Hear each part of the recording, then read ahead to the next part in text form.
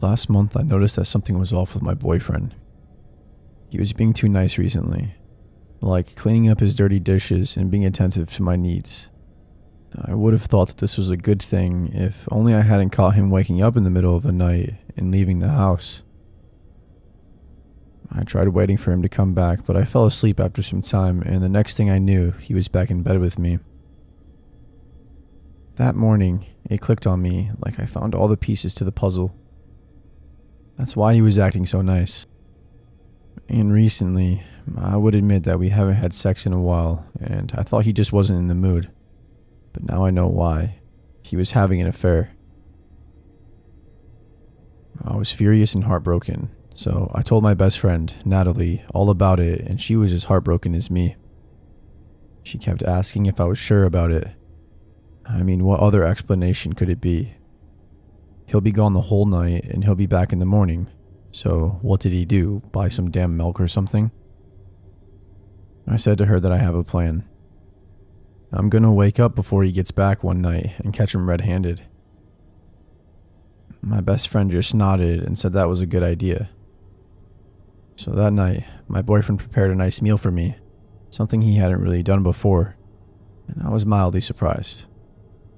I pretended not to know anything about his infidelity, so our conversation went normally. However, when we finally settled back in bed, I had fallen asleep almost instantly. My sleep was so good that I wasn't able to wake up at midnight. I was pretty disappointed with myself. How could I have slept through all my alarms? What's even more weird was that come the next following nights, the same thing kept happening to me. I couldn't dare wake myself up in the middle of the night. I also tried staying up all night, but at some point I would fall asleep. That is really unusual since I have been a night shift employee before and I didn't have this kind of trouble just suddenly falling asleep. Sometimes I couldn't even remember what happened the night before. My crazy brain thought maybe my boyfriend was drugging me, like putting something to make me sleep through the night. That's the only possible explanation I could think of. But then I asked myself, how did he know about the plan? My heart sank as I realized the answer to my question. Natalie, my best friend. I couldn't believe it. Why would she betray me? Is she my boyfriend's lover? At this point, I was intoxicated with anger. I skipped dinner and only drank water from the tap. I made sure none of my boyfriend's drugs would reach me.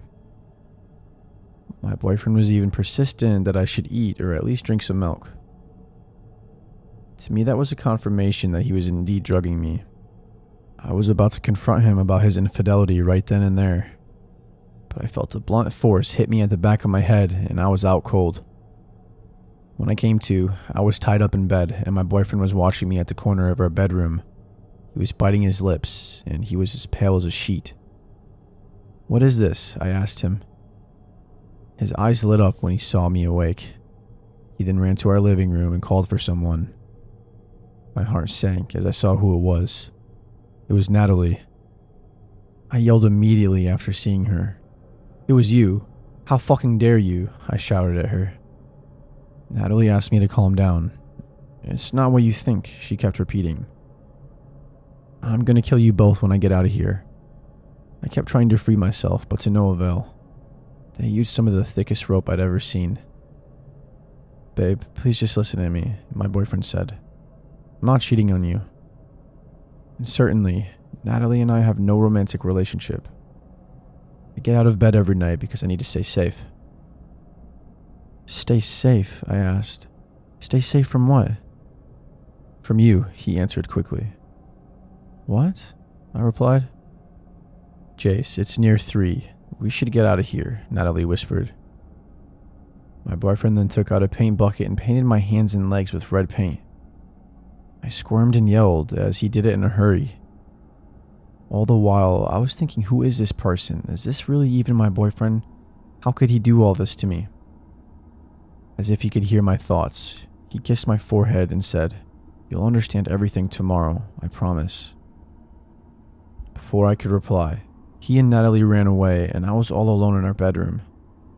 I kept screaming for help, but I knew it was pointless. My mind was racing as fast as my heartbeat. My lungs felt like it was shrinking as I was struggling for air. No, no, no. How could they do this to me? And why are they doing this? I kept trying to free myself, but I got exhausted, and at some point I lost consciousness. When I woke up, I was still in bed. But I noticed that the ropes from last night left a real mark on my skin. My wrist was burning like hell too. My boyfriend was gone, and I literally never saw him again after that night.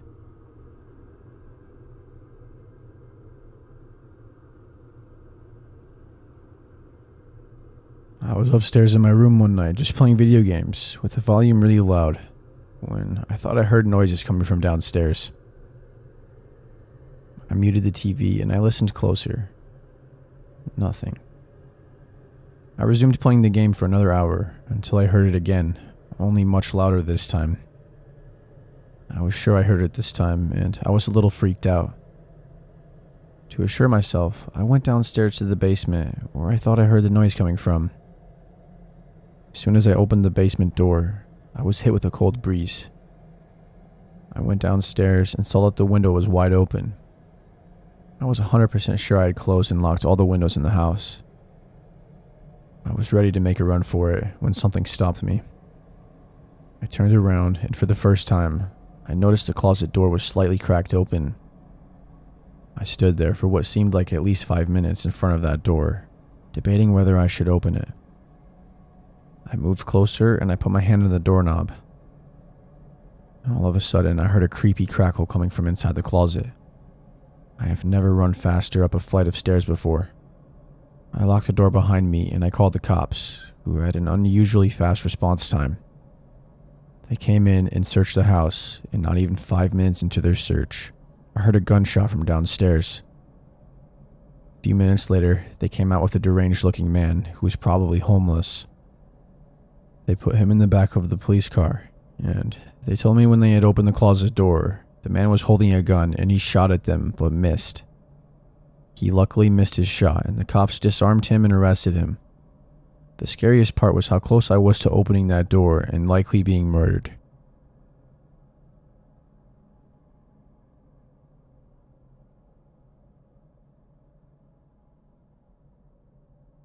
My girlfriend talks in her sleep. At first it was cute and hilarious to tell her what she said the next morning. It was really just harmless nonsense. Like, the sky is folding, or we need to raise the ground. We talked the next day about if she remembered her dream, but she never did. I wish I knew what she meant by we need to raise the ground. So, some context. Our nightly routine is for us to start cuddling and then give up once it gets too hot. Then we're both on our sides usually, back to back. She would fall asleep before I do, and so I would hear the full range of her nightly musings. Honestly, at first, I was eager to hear what she said, because it was always funny to tell her and our friends what she would say while she was deep in REM sleep. But now I'm done. I'd prefer she not talk anymore. How am I going to sleep after what happened last night? Last night around 11 p.m., she was asleep, and I was still up, just reading.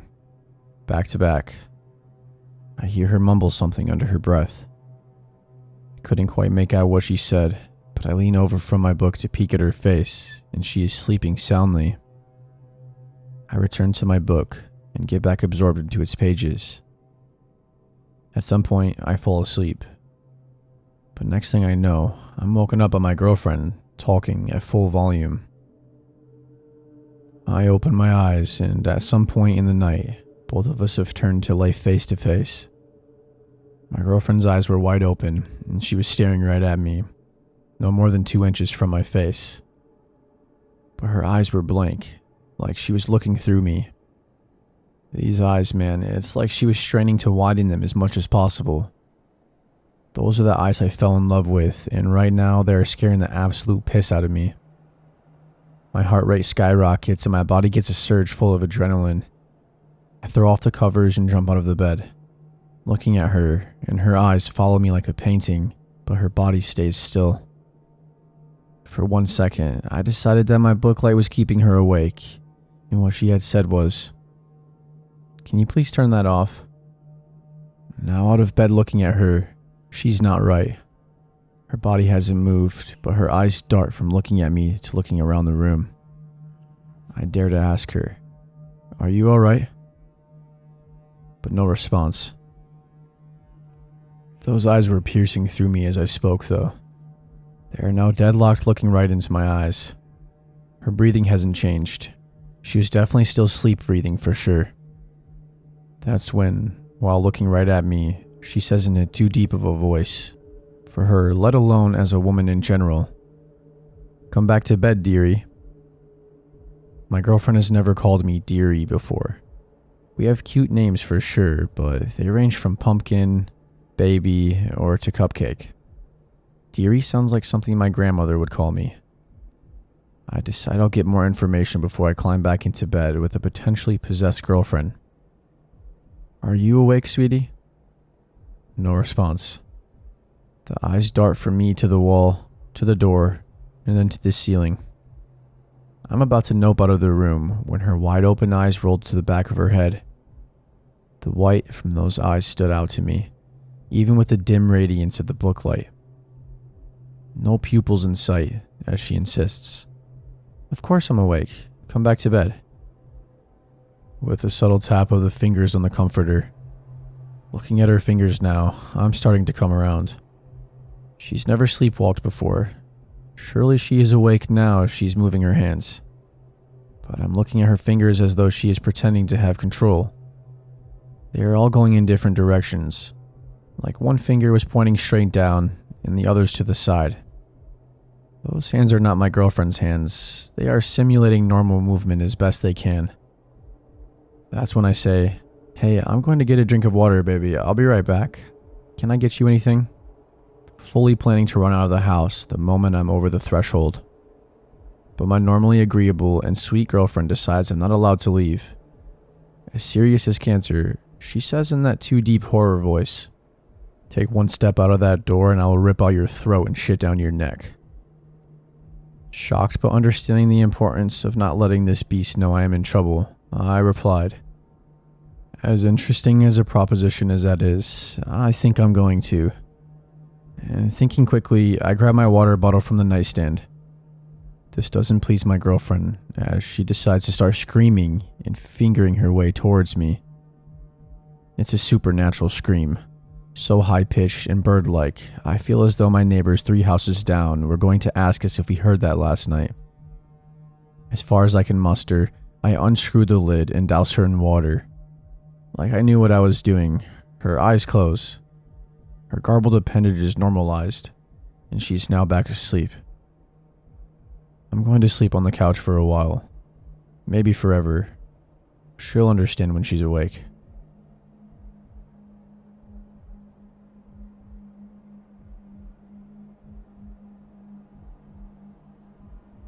My brother didn't leave his room for 3 days, and my parents wouldn't let me check on him. On the 3rd night Jacob didn't come out of his room, I got the courage to bring it up to my mom. "People don't sleep for this long," I said. She was cooking a casserole, the 6th one this week. We were running out of fridge space for the leftovers, but she kept making more. I would watch her from the corner of the kitchen, her posture curved and her newly grayed hair hanging over the food. I walked over and tugged at her sleeve, but she didn't respond. She was slathering butter on the top crust. "Mom," I said, "did you hear me?" "He needs his strength," she said. "We can't be bothering him." Before I could say anything, Dad walked in. His eyes were red and swollen, but he was smiling. And he had 3 cans of Coke in his hands. "I'm starving," he said. I still have the taste of that horrible cafeteria food in my mouth. "You would think hospitals had good food for how much money they make," Mom said. "I know, right?" Dad said. He placed the Cokes on the counter. Mom didn't want us to go near Jacob's room, but I was getting worried. I peered out from the kitchen.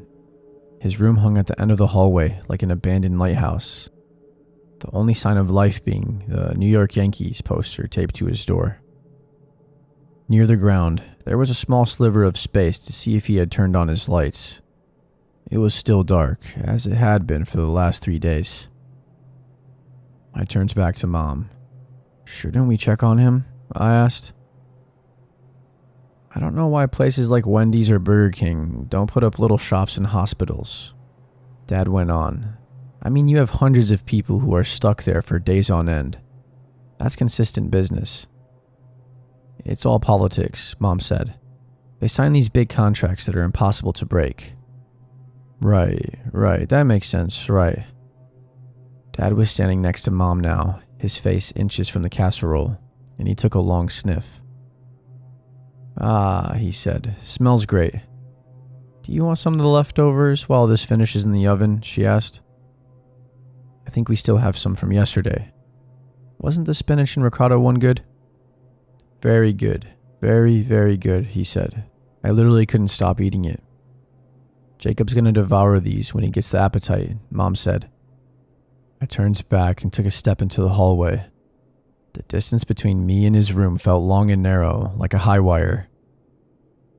When I got away from the casserole smell, I hit a different smell. It reminded me of old gym socks. Even with Mom's array of candles and incense, I could still smell it. It cut through everything. The last time I saw Jacob was on the drive home from his treatment. His face was a pale green and his eyes kept rolling back. Mom said I had to keep talking to him to keep his focus. I told him about my friends from school and how they kept pranking the teacher by putting tacks on her chair. It wasn't true. I actually just saw it on a TV show once, but I was running out of material. It really didn't matter though. Jacob didn't even respond. All he did was cough. Pink drool was spilling out onto his t-shirt. "Danny," Mom said, "why don't you heat up some of those leftovers? We're all craving that spinach and ricotta casserole." "I can't stop thinking about it," Dad said. "I was literally dreaming about it last night." I ignored them. I kept my focus on my brother's door. I didn't dream about the casserole like Dad. I kept having a different dream. My brother was running into my room and flicking my ear. It was a game we used to play. We would tiptoe up to each other's door and then wait for our moment. Then the attacker ran in and got 1 or 2 good flicks before retreating. In my dream, though, Jacob would run in and flick me, but I wouldn't move. I just stood there. He would flick and laugh, then flick some more sometimes. Sometimes he would flick so hard my ear flew off. "Earth to Danny," Dad said, snapping his fingers in my face. He was standing in front of me, blocking my view of Jacob's door. "Do you mind heating up 4 portions of the casserole in case Jacob wants some? We're going to eat that before this next casserole because we want to make sure Jacob's able to try it, because in my opinion, it was definitely one of your mom's best." I looked up at him and held my eye contact. I couldn't say what I was thinking, so I wanted Dad to feel it. Maybe if I stared long enough, my feelings would translate. But Dad only looked at me for a moment and then walked away. In that brief connection, though, I saw something I didn't want to see. It was like staring down the tunnel of the world's deepest well. "Come on now," he said. He grabbed my shoulders and turned me around. His voice got heavier. "You're going to want to heat up each piece individually, because if you do, all of them at once, then you won't get the heat through the pieces. You'll probably have a couple that are too hot and others that are too cold. And then Jacob won't get the full picture of how good these casseroles are." Dad let go of my shoulders and walked ahead of me, but I stayed in the hallway a moment longer. I turned to look at my brother's door one last time. I fantasized about walking up to it and going inside, but I was afraid Mom would yell at me. Besides, I never liked going in there. He had a puke bucket next to his bed, which always had pink splatters in it, and there were always clumps of hair on his pillows. Back before the last hospital visit, Mom would make me go in there and talk to him.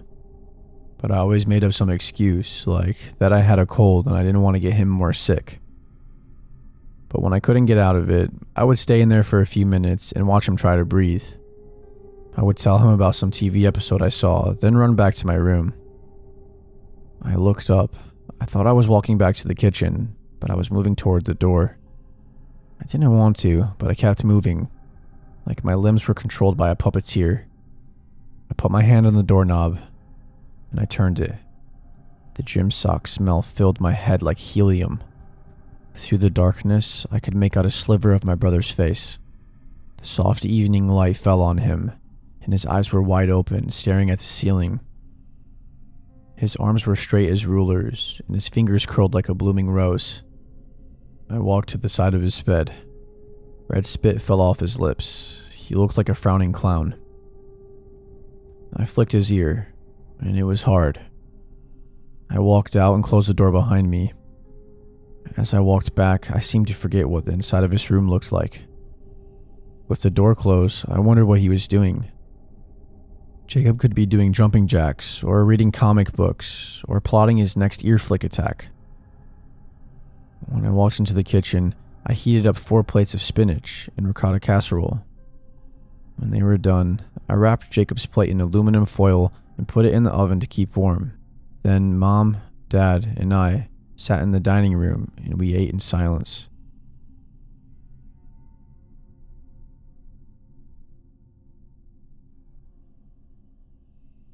I'm from Connecticut. I was in a long-distance relationship with a girl from Georgia, and I would often make road trips down to visit her. I don't really mind. I love road trips. I've driven across the United States and back all on my own. There's just something about traveling the highways of the US by yourself that's just so freeing. To save money, I would sleep in my car. It's really not so bad. It's basically camping in like a metal tent. Kind of makes you feel like you're really roughing it, if you will. I just recline the seat back, keep the key in the ignition just in case, and I doze off. No, I don't put anything up to block the windows for privacy, but maybe I should have. The trip down south is a comfortable 2-day drive. My stop would usually be somewhere along the Virginia and North Carolina border. So for my previous trip, that's exactly where I stopped that night. Rest stops were often less trafficked and thus quieter than truck stops. Normally I would have stopped at a Love's, but I was so tired that I settled for the first rest stop I saw. It was oddly vacant that night, with only a couple of lone cars sitting forlorn under the amber street lamps. Most likely travelers with the same idea as myself. I pulled into a parking spot away from the others, under the shadow of a tree and far from the street lamps. I figured I would have more privacy there as opposed to being bathed in light. So I did my usual thing. Locked my doors, opened the window, just a hair for ventilation. Kept my key in, reclined the seat, and then just went to sleep. I was never interrupted on any of these car camping nights, so I never suspected anything on this one. But then a sharp tap woke me up. At first, I thought I heard it in my dream. I opened my eyes a bit confused. Since I was leaned back, I was facing the ceiling and I couldn't see anything. I then heard another tap, like a tiny object hitting a hard surface. It came in with an irregular rhythm. Was it raining? Was water dripping onto my windshield? I'm under a tree, so maybe something fell from the branches. Maybe it was a squirrel or a bird, and maybe they dropped something. What if a squirrel was climbing around my car? Or what if it wasn't an animal at all? The thought occurred to me that it might very well be a person poking around outside. What did they want? Were the doors locked? Yes, and the keys were in the ignition. I can leave in an instant. So still, I lay there completely still, pretending to be asleep, pretending I hadn't heard anything. Pretty much just hoping whoever it was that they would leave me alone. It was better to not find out. I was definitely too afraid to find out. It was better to stay here in blissful ignorance. But still, the tapping continued, and it was at this point I knew I had to do something. There was no way I was just going to stay there. I literally had to look. My heart was pounding. In that moment, it was deafeningly loud. Whoever was out there could probably hear it too. I decided I was going to look. I was going to raise my head up and see what was making that noise, so that's what I did. What met my eyes sent a jolt through my entire body. Every muscle fiber locked up in pure shock at what I saw. The faint glow of the street lamps cast just enough light for me to make out what I was looking at. Right there in the windshield, staring directly at me, was a face. Someone I presumed to be a woman was lying on my hood, her face pressed right up against my windshield. Her face was completely still, locked in a permanent grin. I froze in an overwhelming terror. The eyes I stared into appeared to have rolled back, showing only the whites. Her nose was turned up, pressed painfully into the glass. The lips stretched wide, revealing horrid rotten teeth. Even in the darkness, I could tell her skin was sickly pale, contrasting her long, filthy black hair. Whoever this was, she was clearly not in her right mind. I don't know how long I sat there, too afraid to move. Finally, I got a grip on myself and I shot my hand to the ignition. It turned over, making in that instant the most beautiful sound I ever heard. But for a split second, I was afraid I might be caught in a horror movie scenario, the one where the car won't crank as the killer approaches. But luckily the car turned on just fine, and I reversed as fast as I could, trying to not give this creeper time to try anything. In my panic, I remember activating the windshield wipers in a futile attempt to get her off.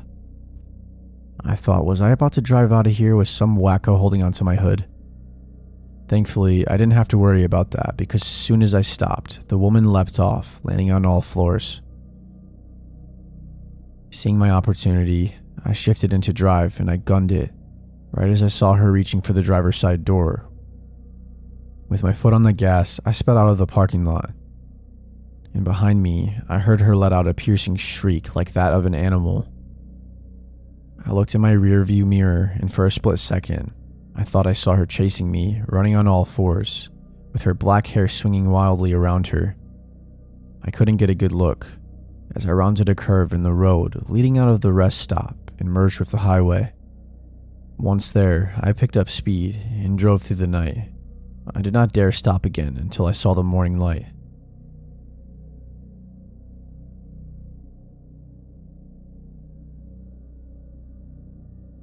I'm a 32-year-old female, and this is something that happened to me only 2 nights ago. My husband Kevin and I were on the porch smoking a cigarette. It was about 9 o'clock at night. We live far out deep in the woods, right off of a stretch of highway that's between 2 interstate exits. We were looking up at the stars, enjoying the quiet atmosphere of the crickets, glad to have a temporary relief from all of the usual traffic noise. I heard something and I shushed my husband, even though he hadn't said anything. Was that screaming? Yes, it was a woman screaming like nothing I had ever heard before. It sounded like she was getting murdered. In between blood-chilling screams, she was screaming out, "Help me, help me." I looked at my husband, and we were both really freaked out. The more she screamed, the closer she was getting to the house. I could eventually see a figure running along the median of the highway, making their way closer to the part of the highway that was in front of our house. Our house is a good way back from our driveway, but not far enough that you can't see anything. If we could see her, that meant that she could see us. But we don't have any yard security lights. Stupid, I know. So we were in complete darkness. We could still see the highway perfectly fine due to the house across from us, who still had their Christmas lights up. I threw my cigarette in the yard, and I backed up to stand in the doorway of the house, pulling out my phone to call 911. She was still in the median of the road, screaming. If anyone else in the surrounding houses heard her, they pretended like they didn't. Kevin runs past me inside to get on his jacket and shoes. I told him not to go out there, but he ignores me and gets dressed anyway. As soon as he was out of sight, I saw a red car up the road, and it pulled over next to where the lady was at. With her in the middle, there was still a stretch of highway between the both of them. There was a man driving. I couldn't see what he looked like. I only heard his voice. He was yelling that he was going to kill her and he was calling her a bitch. It looked like he was throwing stuff at her out of the window, maybe clothes. As soon as she sees him pull over, she starts running straight towards our yard.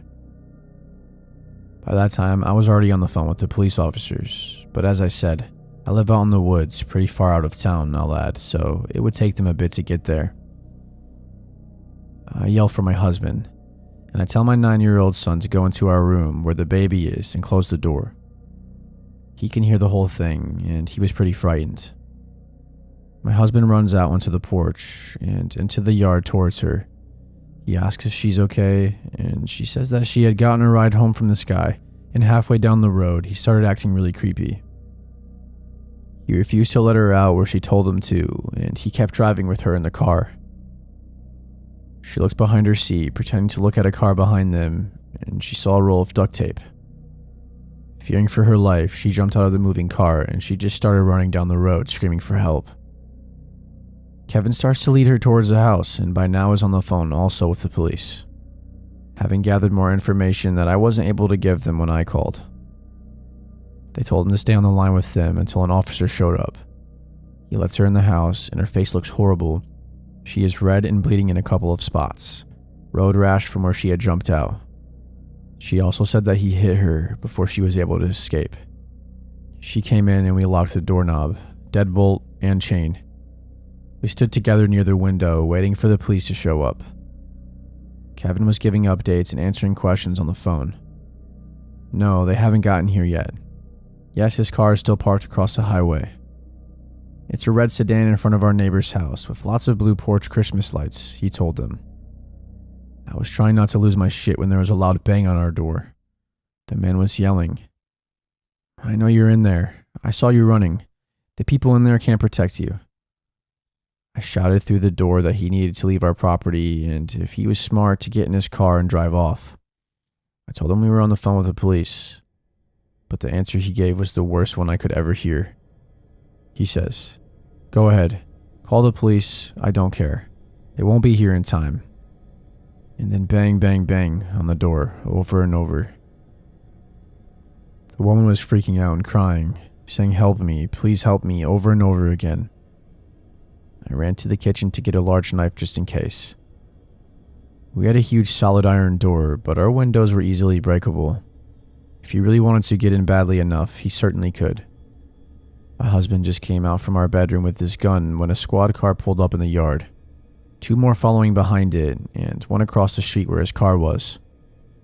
He took off on foot, running. They tended to the woman and got her home safely, and it turns out she lives across the highway from us, about 5 houses to the left. It had been 2 hours later, and they still hadn't found the man. Somehow when he ran away, he actually escaped.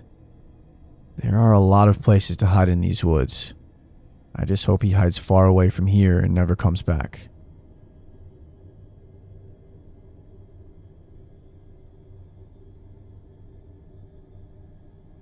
I met Anthony when I was in the 2nd grade. We were assigned to the same table together and we instantly hit it off. We had so much in common with each other. We both loved Legos, drawing, video games, and the list could go on and on. We would hang out almost every day after school. He would come over and we would play video games for hours, and when we were done we would play Legos. As we got older, Anthony became like a protector for me. I was a skinny kid who would get picked on all the time by the older kids, but Anthony would always come to my rescue and scare them off with his size. Anthony was a huge kid. By the time he got to middle school, he was 6'4" and weighed over 200 pounds. No one would mess with him, and they knew he was my best friend, so they wouldn't dare mess with me either. Even though Anthony seemed intimidating, he really was a nice guy. He never liked how big he was because he always felt out of place around school and at home. Anthony's parents were not tall in the slightest. His mom was only 5'2" and his dad was 5'8". His mom was especially nice to me. She would always bake me cookies when I came over to their house, while Anthony's dad was a whole nother story. He kind of scared me. He may not have been super tall, but he made up with his size. He was a big guy with huge shoulders and big arms. He never talked to me much, but when he did, he always spoke in this low, rough voice that sounded like he had just woken up. One thing I picked up quickly on was that Anthony never ate meat. The first time he came over for dinner, we had steak and he refused to eat it. "I don't like meat. Can I just have the salad and potatoes?" he asked. I thought it was odd at first, but that was because I didn't know about vegetarians and vegans. When I went to his house though, his freezer had a bunch of meat, like chicken, turkey, pork, and etc. I asked him about it when we were playing on his computer in his room one day, and he was quiet at first, and then he said, "All that meat in the freezer is for my parents. They love it, unlike me." When we got older, I asked him if he was a vegetarian, and his answer was a bit odd. Yeah, something like that. What else could he be, I thought. My thoughts on this died out as we got older. When we got into high school, I started to notice things with Anthony change. He got into lots of fights and he was suspended from school often. The older kids picked on him a lot, and when he tried to fight back, they would gang up on him and beat him to a bloody pulp. He would frequently have black eyes when I came over, and I would always ask why he felt like he needed to fight. But he never gave an answer though. He would always try to talk about something else if I asked. At this point, I was getting bullied a lot too. But unlike Anthony, I didn't care what they said. I would just ignore them and they would eventually leave me alone. Another important detail I picked up on early was his basement. I went down there only once, and it just seemed off. It was huge for a basement.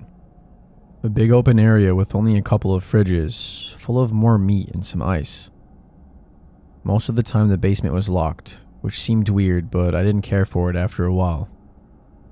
One day though, one of the guys who usually beat up and picked on Anthony disappeared from school. His name was Tommy, and he was kind of the ringleader to the group that would beat up Anthony regularly. At first, no one paid attention when he wasn't at school for a couple of days. But then the days turned to weeks, and the weeks turned to months. Missing posters of Tommy started to show up around the school, and rumors started to spread. People believed Anthony had something to do with the kidnapping, but I really didn't believe any of these rumors. I knew my best friend would never do anything like that. He's not like that as a person. I mean, he wouldn't, would he? I did start to have my doubts at some point, but when I asked Anthony, he swore on his mother's life he didn't do anything to him. Months and months went by with the police searching for Tommy, but they couldn't find him, and eventually they gave up on the search. Everyone seemed to forget about Tommy, but I didn't. Anthony seemed to be in a better mood when they gave up the search. I started to grow suspicious. I couldn't put my finger on it, but I thought deep down that Anthony did something to him. I tried talking to Anthony about Tommy, but he would get pissed every time I did, accusing me of believing the rumors at school and asking me how I couldn't believe his best friend. I stopped asking shortly after that, and I just forgot about Tommy altogether for a while. As time went on, high school got better for me and Anthony. Anthony started to play football and he became really good at playing linebacker. He even started to get a couple scholarship offers from some big colleges. I didn't do any sports, but I met a wonderful girl named Vanessa, who would eventually become my wife. Vanessa was wonderful. She was an average girl, with long red hair and bright blue eyes, but she was perfect for me. We both loved books, writing, and movies. I would come over a lot and we would cuddle as we watched a romantic movie. Romance was our favorite genre in writing and movies. The only problem was that Vanessa did not like Anthony at all.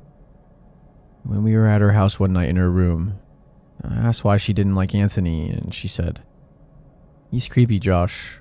Plus, didn't he do something to a kid like a year ago at our school?" "He didn't do anything. He isn't like that. Sure, he may have been beaten up by him possibly, but he wouldn't kidnap him or kill him. That's not who he is," I said. "How do you know that though, Josh?" "He may have promised you he didn't do anything, but anyone can lie when they're desperate." I thought about that for a moment. He did swear on his mother's life that it was more than a promise though.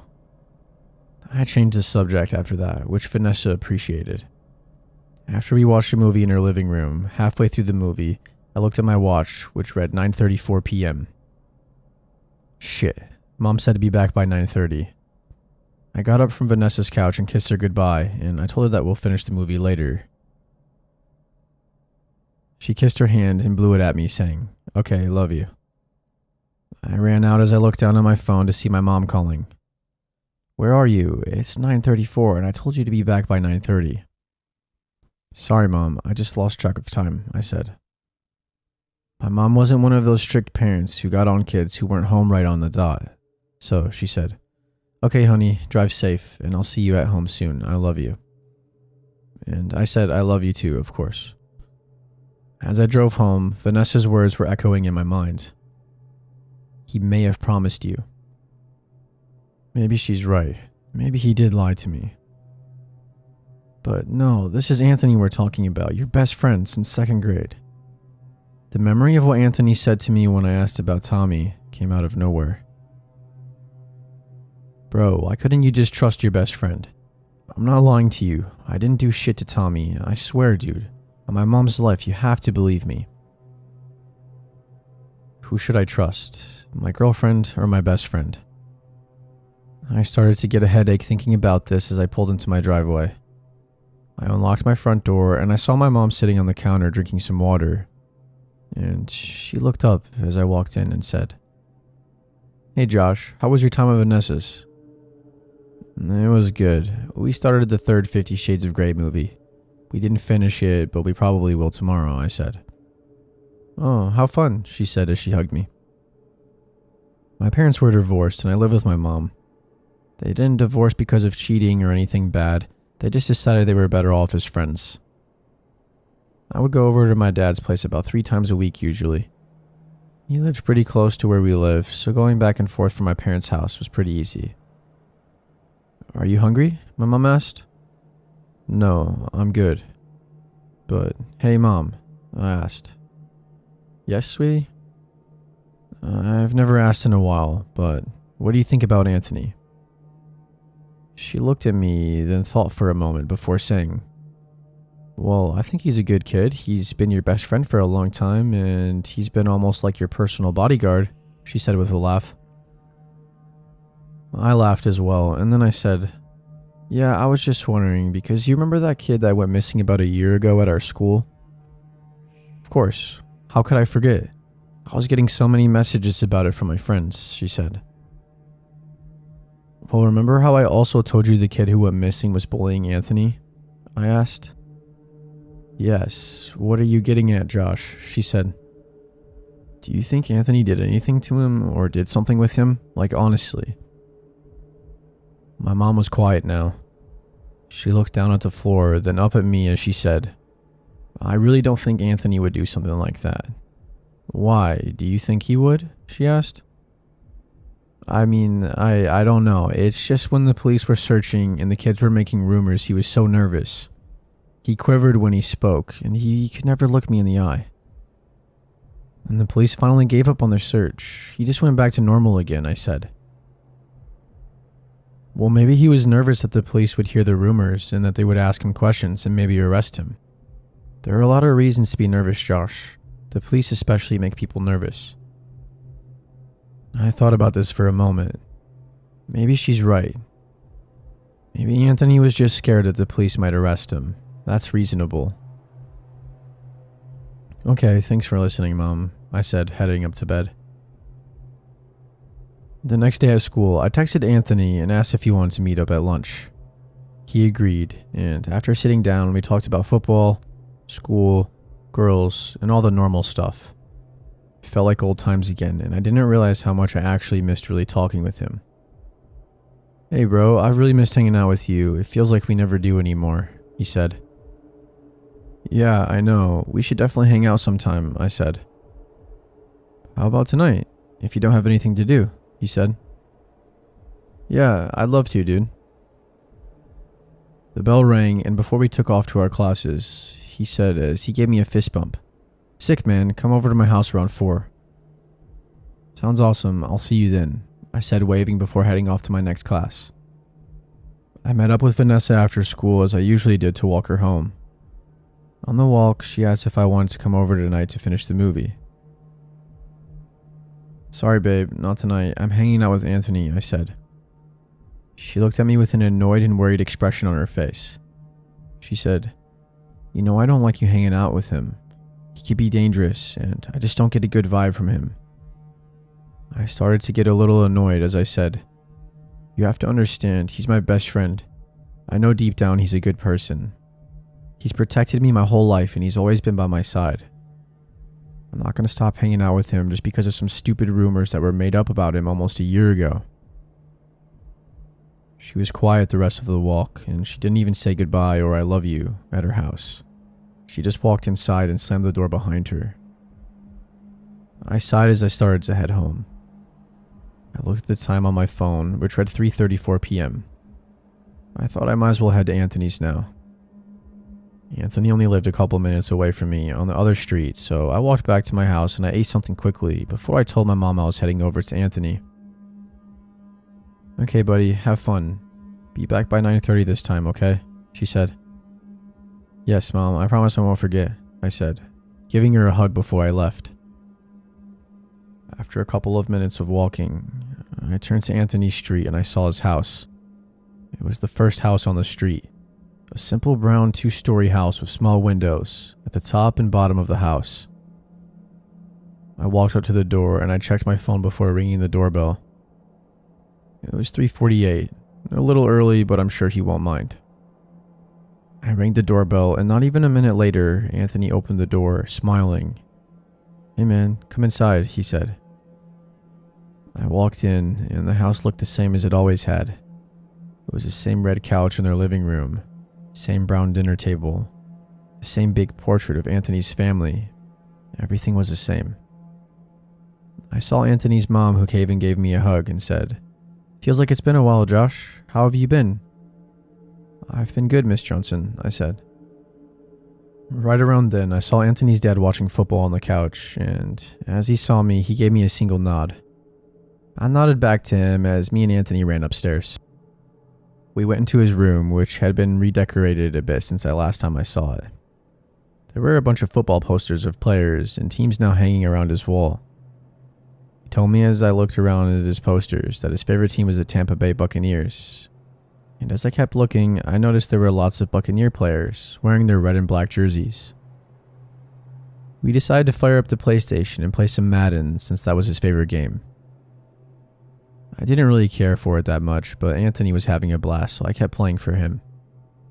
We played for a good hour before we decided to switch to Call of Duty.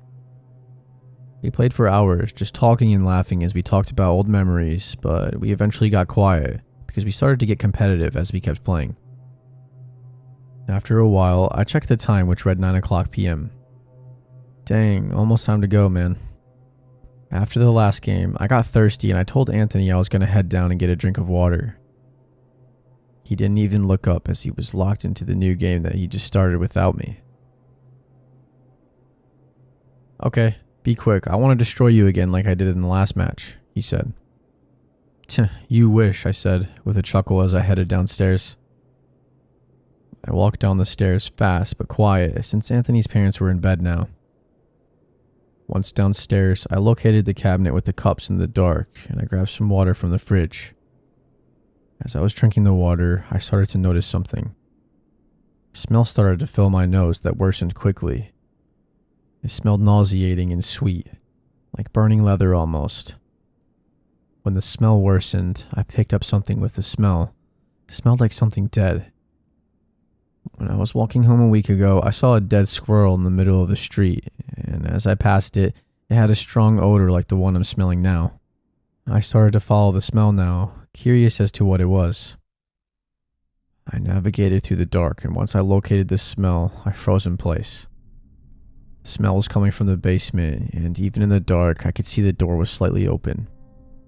I gulped, and I was standing there deciding whether I should go in or not. But curiosity ran through my mind as I descended down the stairs. I held up my phone as light as I plugged my nose walking down. The basement looked the same as usual, but as I got closer to the smell, it burned into my nose even as I was keeping my nose closed shut. I could see there was a plastic container tucked away into the far corner near one of the fridges. I got closer and closer as the odor got stronger and stronger. Once I reached the container, I could see there was some kind of meat inside. I don't know why, but I opened the container and I gasped as I fell back in horror. There were 2 human fingers sitting on top of the meat, and between the meat, I could see an eye barely visible. I almost threw up at the sight of it, but I somehow managed to keep it in as I started to freak out. What the hell is this? A dead human? Who and why would Anthony have done this? Didn't hit me. I didn't want to believe it, but the thought crept in. Is this Tommy? You shouldn't be here, Josh, I heard from behind me. I spinned around to see Anthony standing there motionless. We stood there staring at each other. Anthony didn't look angry or sad. He just had this blank look on his face. I broke the silence. Anthony, what the hell is this? I asked, stuttering again. Well, Josh, that's something important to me that I don't want anyone to know about, he said. I asked, stuttering even more. Is this a person? He laughed before saying, Maybe. Maybe it's someone we both knew, he said with a smile. Dude, you're scaring me. Just tell me what it is, I say in a panicked voice. He was silent for a moment before he said, Well, I might as well tell you the truth. You won't live to tell it anyways, he said as he pulled out a knife from his pocket. I backed up to the corner as he continued. When Tommy was walking home from school that day, I knew what I had to do. I did it for the both of us, Josh. You gotta understand that. I grabbed him and I knocked him out and I brought him here. I'm surprised no one else was around to see it. But oh God, the feeling of stabbing Tommy, piercing the knife into him as he screamed. It was the best thing I've ever felt. He was now getting close to the corner to where I was, and I was unable to move or go anywhere, as I knew he would catch me. I didn't tell you something, Josh. Before we met, there was this day when my mom burnt her hand on the stove, and a little bit of her skin fell off. And while my mom was in the bathroom cleaning the wound, I ate the skin. It tasted so good. Like bacon, but much, much better, he said with his grin becoming wider. When I finished killing Tommy, I got so hungry and he just looked so good. I had tried for too long to resist my urges, and as I took a bite of his finger, I knew I would never be able to stop. So I've stashed his body here, preserving it and eating it when I'm hungry. You know I can't eat normal meat, Josh. He was now a couple feet away from me, with his grip on the knife becoming tighter as he was upon me. I somehow asked in my panicked state, Do your parents know? Of course, they've known about my urges since I ate my mother's skin. They know I need the food and that I crave it almost every day. He was right in front of me now. I was shaking as he pressed the knife against my throat. Why? Why did you have to come down here, bro? I didn't want to have to kill you, he said. I won't tell, Anthony. Please, I won't tell, I begged. He chuckled, then said, As much as I would like to believe that, we both know you won't. He said as the knife pressed closer and closer against me. I can't have you ruining my scholarships now, can I? Don't worry, Josh. We'll still be together forever. I'm sure you'll taste really nice, he said, licking his tongue. I knew I had to do something. I couldn't fight him because he was much stronger than me, so I did the only thing I could think of. I swung my phone at him as hard as I could and I connected near his mouth. He fell back and screamed in pain as I saw blood coming out from his mouth. I took the opportunity I had and I ran towards the basement stairs. Before I got there, Anthony grabbed my leg and tried to drag me down there with him. But in one quick motion, I turned around and I kicked him as hard as I could in the nose and I ran. I ran up the stairs as fast as I could and out of the door and out of the house, never looking back. I ran all the way home and I slammed the door once I got inside. I heard my mom's voice from behind me before I even turned around. Young man, where have you been? I've been trying to call you and you never answered. I was just about to call the police before you came. I broke down and started crying, and my mom, noticing this, came and hugged me as I sobbed and I told her what happened.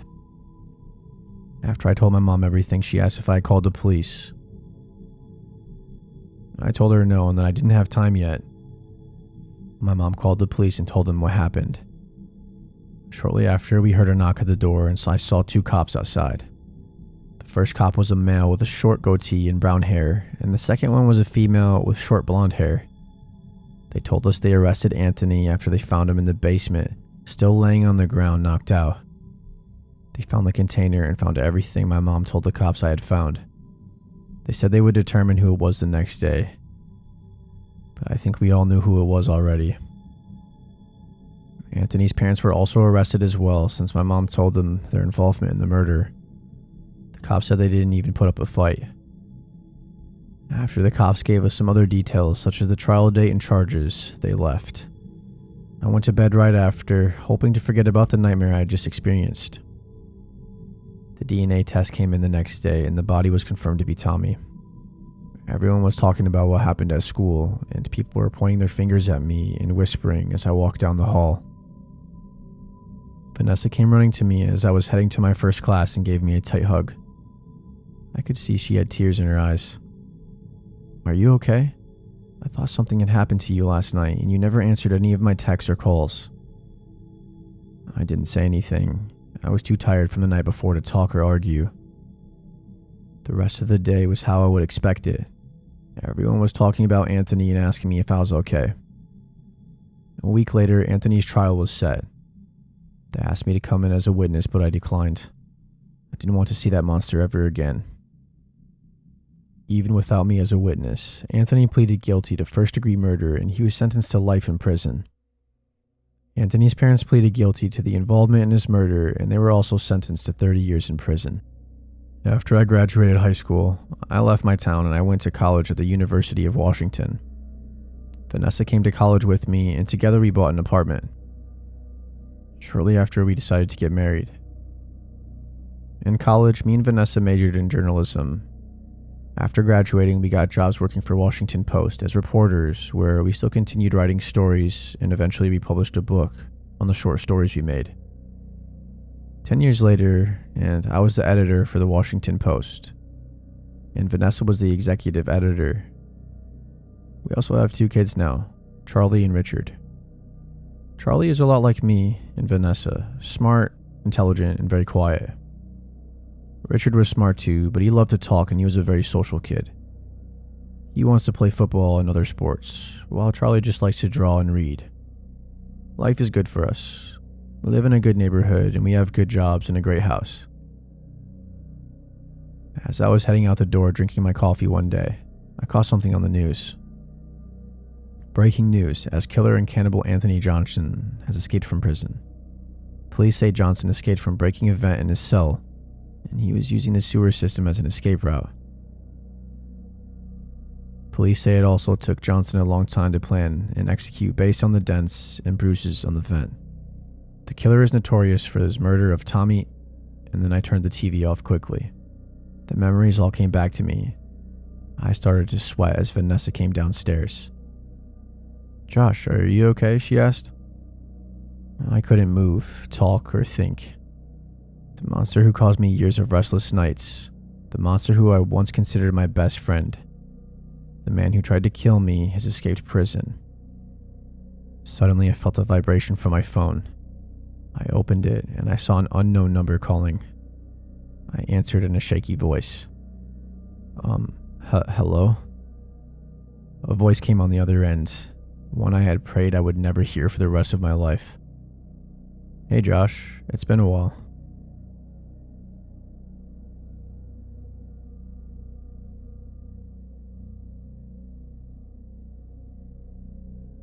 A man approached me and my kids in a deserted mall parking lot at 10 o'clock at night and started talking to my kids. So this happened about 5 years ago while I was 9 months pregnant. I was Christmas shopping at the mall with my 7 and 15-year-old daughters one Saturday night in a very safe city with a very low crime rate. And the mall stores were starting to close, so I took my kids to the connected Applebee's for a late dinner. We finished up eating at about 10 p.m., and we left out the Applebee's entrance into the practically deserted parking lot with our shopping bags. As we got to the car, I was in the middle of maneuvering the shopping bags on my arms to find my keys, when a 50-ish-year-old crusty-looking guy started walking up from somewhere in the parking lot with shaggy gray-white hair and a faded flannel shirt and old jeans. I noticed him briskly approaching, and when he was about 40 feet away, he said, "This is a stick-up. Give me all your money." My blood ran cold and I stared at him owlishly and shakingly said, What? He then said he was just kidding, and he came up and stood right next to my daughters, who were standing on the other side of the car, waiting for me to unlock the car to let them in. He then starts making small talk with me and my girls. He's asking things like if they were being good girls for Santa, how old they were, and if we got all of our Christmas shopping done, what kind of things we got, and etc. He didn't seem drunk, high, slow, or even mentally challenged. He was very coherent, and he seemed of sound mind. Mind you, I was a heavily pregnant woman alone with my 2 daughters in a mostly deserted parking lot at 10 o'clock at night, who was being approached by a stranger who came and stood right next to my kids on the other side of the car, just shooting the breeze, talking to me and my kids with his hands in his pockets and occasionally looking over his shoulder. I didn't want to aggravate him, so I was politely conversing with him, and I was trying to look calm and nonchalant while trying to disguise my frantic hands, digging inside my giant purse for my car keys. This exchange went on for a couple of minutes, while he periodically kept looking over his shoulder. I was silently panicking and trying to politely keep the situation from escalating by calmly and nonchalantly talking to him, while also trying in vain to find my damn car keys to get us out of there. They were in there hiding pretty good. I felt that at any moment he was going to pull a knife or a gun, or rob me, and my kids were right next to him, away from their mother on the other side of the car, and I couldn't find my fucking car keys to get my kids into the safety of the car. He kept trying to engage him in conversation, and I could see that my oldest daughter was a little weirded out, and she kept glancing at me to gauge my assessment/reaction to the situation. Kids often tend to not recognize potential danger when they are with their parents, since they see us as their protectors. And being that he was only talking and acting friendly, and I was doing my best to stay calm, they were sort of oblivious to the alarming situation we were all in. And being 9 months pregnant, I was no match for this full-grown man, especially if he was hiding a weapon on him. While still desperately digging for my keys, I tried to politely give him hints that the conversation was over by saying things like, "It was nice chatting with you, but I gotta get these kids to bed," and "It was nice meeting you," and telling my girls to say that it was nice to meet him too. My polite attempts to get this guy to leave wasn't working because he kept sidestepping my attempts, and he would ask my daughters what their favorite school subjects are, and how nice young ladies they were, etc., while I was still struggling with the shopping bags and digging in my giant cluttered purse for my car keys still. My outgoing 7-year-old was completely oblivious to not how okay this situation was, because he was being friendly and because of the whole "I'm with mommy so I'm safe" child mentality. So she started to talk about what she picked out for daddy for Christmas, and started enthusiastically talking about kid stuff and asking him if he knew what Minecraft was, etc., and keeping this creep from leaving us alone by keeping him engaged in the conversation. They didn't realize that I was becoming desperate to get them the hell out of there. Then I suddenly felt this sinking feeling of dread when I realized that I may have lost my keys in the mall, and that we were stuck outside with this strange man who kept looking over his shoulders and was showing no signs of walking away. And I was thinking that he was waiting for the perfect moment to pounce. All he had to do was grab one of my girls and threaten their life, knowing it would make me do whatever he wanted as long as he wouldn't hurt them. I started to feel my adrenaline start to spike, and my heart and stomach started doing flip-flops. I felt like at any moment shit was going to go down, as the gravity of realizing that there were no other people or witnesses around, and that we were totally alone with him. And at that moment, the odds were stacked against us, and he has his chance. Then all of a sudden, he was all like, "Okay, it was nice talking with you. See you later." And he walked off in the same direction as to which he came. It wasn't until then I found my car keys, and I unlocked the car, and I told my kids to get in fast, and I got in too, and then I locked the doors, and I started the car and drove the hell out of there. My 15-year-old lightheartedly and jokingly said, "Okay, that was weird," and laughed. I was overwhelmed with relief, and then I was confused over what just happened. I thought to myself, why the hell would a guy of seemingly sound mind think it's totally acceptable to go out of his way to just approach a woman and her kids in a deserted parking lot late at night just to chit-chat? But being that nothing bad happened, I brushed it off and I joked about it too. When we got home, my husband greeted us and asked us how shopping went, and I said it went well. And my 15-year-old told him about what happened in the parking lot and how weird it was, and we were kind of joking about it. I started joking too, saying how I was mentally having a panic attack while trying to look calm, and I started making fun of myself by telling my husband how I was attempting to rummage through my purse to find my car keys.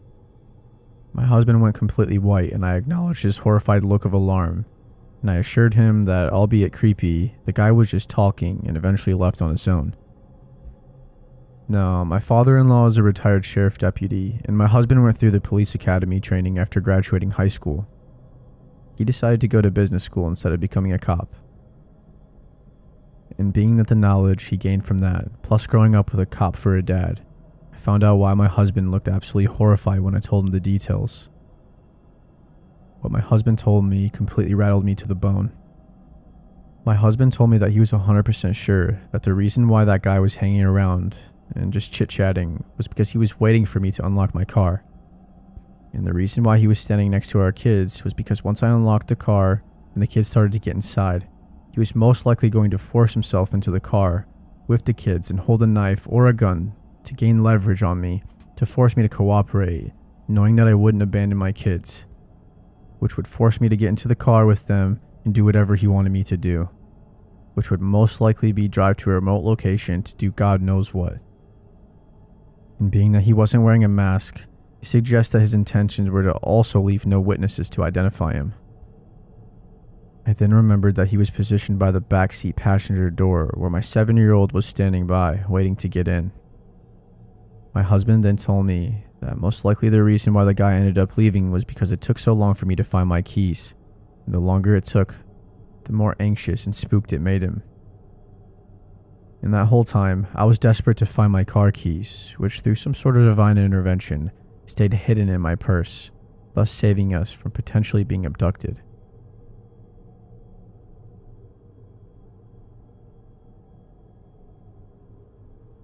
So last night, I was at a classmate's house working on a group project that we had due tomorrow. I live in an apartment in the town where our university is located, and my classmate lives at his parents' house, which is in the foothills just out of town. In order to get to the house, you have to drive along a relatively secluded and narrow 2-lane road for about 5 to 6 miles. We started working on the project at about 6 p.m. and ended up hanging around for a while after we had finished our work. So I left his house pretty late at around 11, and I started down the road back towards town. I didn't realize how tough it would be to navigate the road at night. There were no street lights and the road was unkept and riddled with potholes. On top of this, I had no cell service, so I had to drive very slowly to make sure I didn't blow out one of my tires since I had used my spare a couple weeks back. I figured I was about 3 miles from the house when I rounded a tight corner and I saw a pickup truck with a camper shell parked diagonally across the road. The manner in which it was parked completely impeded my path, and I couldn't drive around it because there was a gully on both sides of the road. The only way for me to go at this point was backward, where there was a pull-off that I could use to turn my car around. At first I couldn't see inside the cab, but when I turned on my high beams, I saw that there was a man slouched over in the driver's seat. His head was resting against the steering wheel, as if he had been knocked out after a bad accident. I immediately sensed something was wrong. The way his car had just coincidentally come to rest in a position that totally blocked the road was a big red flag for me. I've actually heard stories of people playing dead on the road as a way to lure unsuspecting people out of their cars so they could rob them. I decided, fuck this shit, and I elected to go back to my classmate's house and explain what was going on. I threw the car into reverse, and I kept my eyes darting back and forth between my rear view and the truck. I looked and saw that I was almost to the pull-off where I could turn around. When I looked back, my heart skipped about 5 beats. The man who had been slouched over in the driver's seat was now walking towards my car at a hurried pace, while a few other men jumped out of the camper shell and started moving towards me as well. I panicked and I accelerated backwards into the pull-off, which messed up the undercarriage of my car pretty bad. As I put it into drive, the guys were already at my passenger side door, tugging on the handle, which thank the Lord was locked. I only caught a brief glimpse of him, but his face appeared to be scabbed and leathery. Definitely a meth head or some sort of drug abuser. I sped away, and I didn't slow down at all until I reached the house, constantly checking my rear view to see if they were following. Thankfully, they didn't tail me. When I reached the house, I explained what had happened to my classmate, and we called the cops. I was grateful that my buddy's parents were kind enough to let me stay the night. They didn't find anyone on the road matching the description, but I filed an incident report, and they told me they would be on the lookout for similar vehicles and suspicious activity. But holy shit, I'm still so shook up over it. I keep getting the same adrenaline rush I got when I saw the guy charging me whenever I think about it.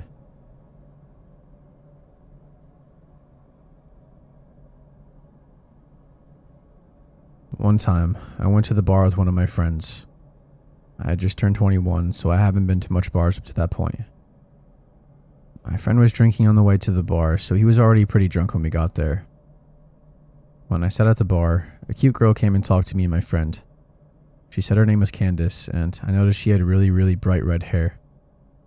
I assumed she dyed it. It was pretty, but unnatural. Anyways, this girl was flirting with me and my friend. She could tell my friend was already very drunk, so to be honest, I played along like I was drunk already too, since it seemed to be working for my friend.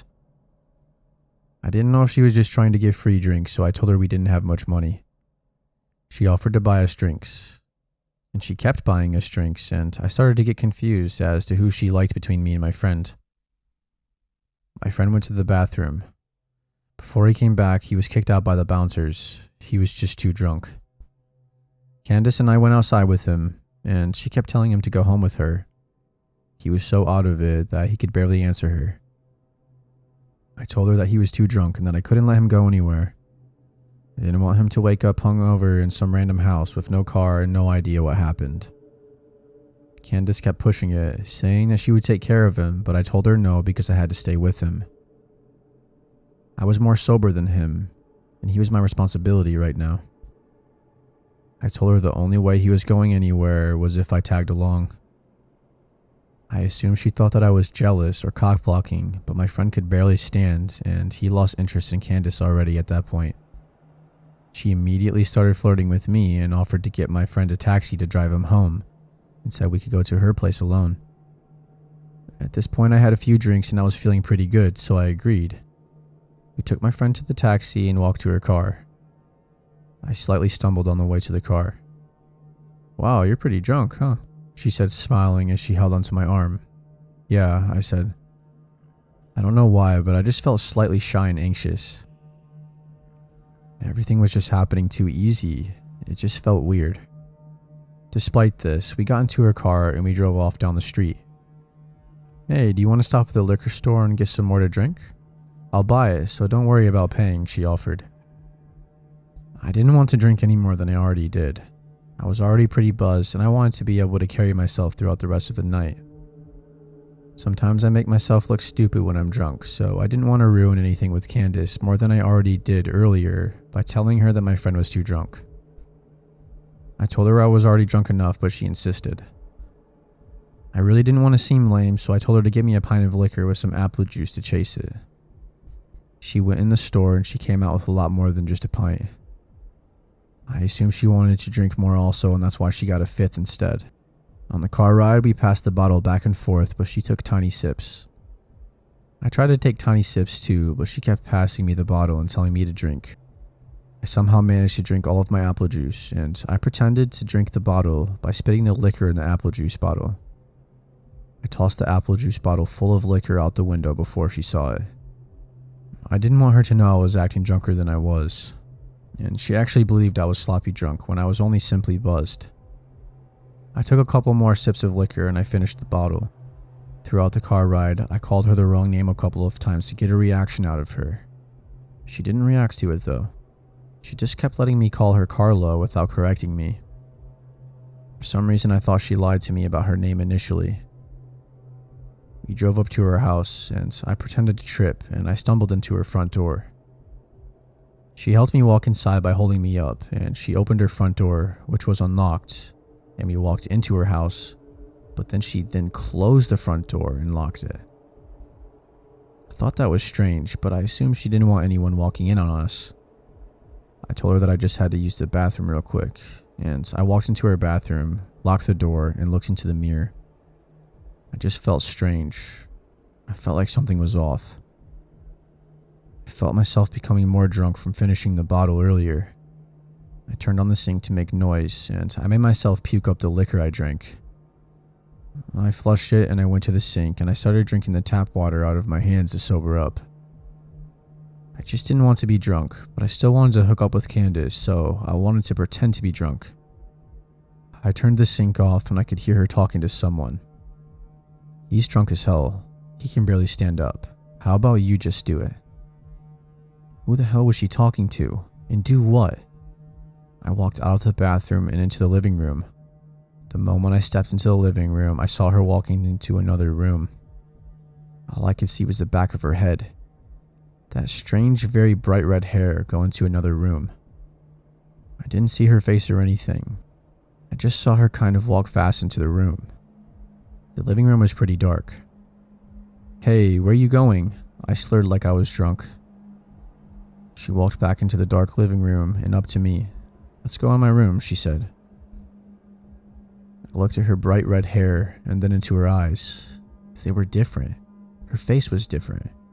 It was another girl with the same hair. It was a wig the whole time. She had changed it with the girl from earlier for whatever reason.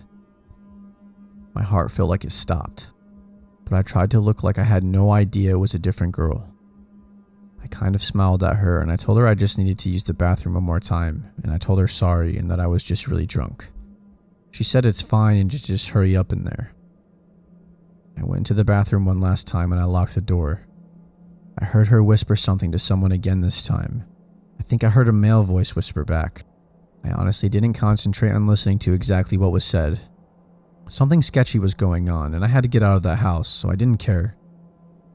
I opened the bathroom window and I jumped straight out of it, and I ran faster than I ever have in my life. I didn't look behind myself or anything. I just ran through the backyard, jumped the fence, and I ran through someone else's backyard. I hit a back road, and then I ran toward the main road.